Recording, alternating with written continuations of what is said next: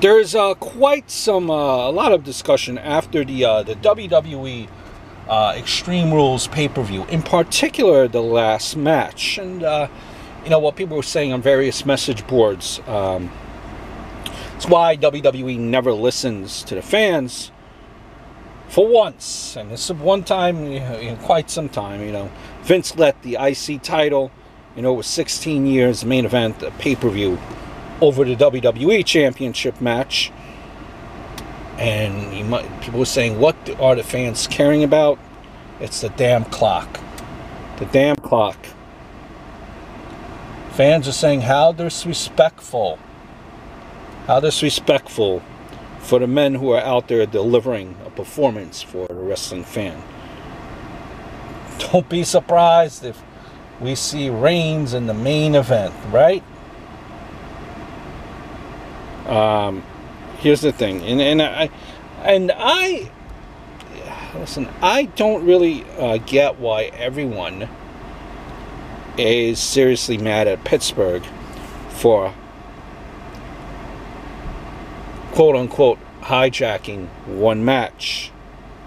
Fans do it nearly every night, and many people encourage it and call the crowds rowdy. That's what WWE does. In WWE's mind, a reaction is better than no reaction.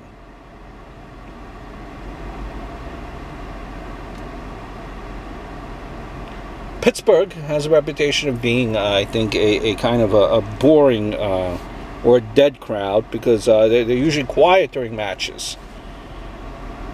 But yesterday, Pittsburgh was the exact opposite, and you might say that they were trying to actually bring some type of excitement to a match that maybe had let the fans down. Other cities, they chant like, you can't wrestle, please retire, beat the traffic, boring.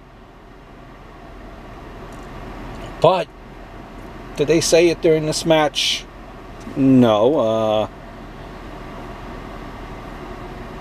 It's quite the opposite. Pittsburgh getting quite the bit of heat today, the slack. No one called those horrendous chants towards Reigns on the post-Mania 33 Raw disrespectful. Instead, people were calling it and laughing about it. They thought it was funny. I'd like to add this too, that there were some other chants besides beat the clock, I think, in that match. And it seemed like they were still into the match.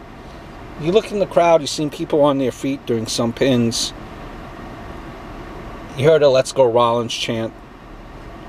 People were really, I think, into some parts that were sometimes late at counting down the clock, or did not at all the closing seconds. So it's not like it was continuous.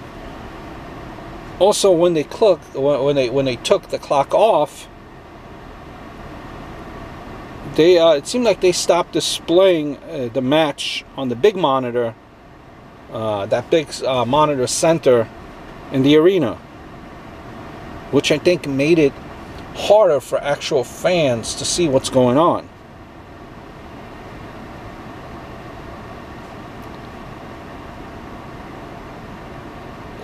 Here's the thing. Was the chant get old? Yes, I think it did.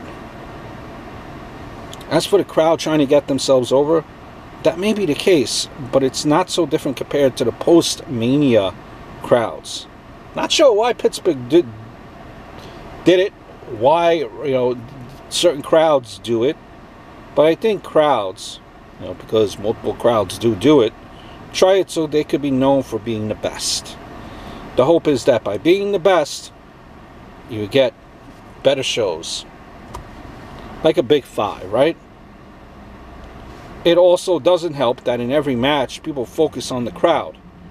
Imagine if you had a 5-star caliber match with no reactions. People will complain and say that it's disrespectful. WWE also likes to talk about those rowdy crowds. The wrestling world focuses too much on crowds, especially on silly little, silly little chants or silly things that you hear. That's why the crowds, they really try to get themselves over in a particular hometown. So I will agree it's a bit much, but it was more, but not making it better than other cases. But during that match, they were into it, so it's not like they were chanting it because they were not into the match. I think maybe in their logic or their mind, they were trying to enhance it some way. I really don't think that they meant any disrespect for that match. Hope all is well.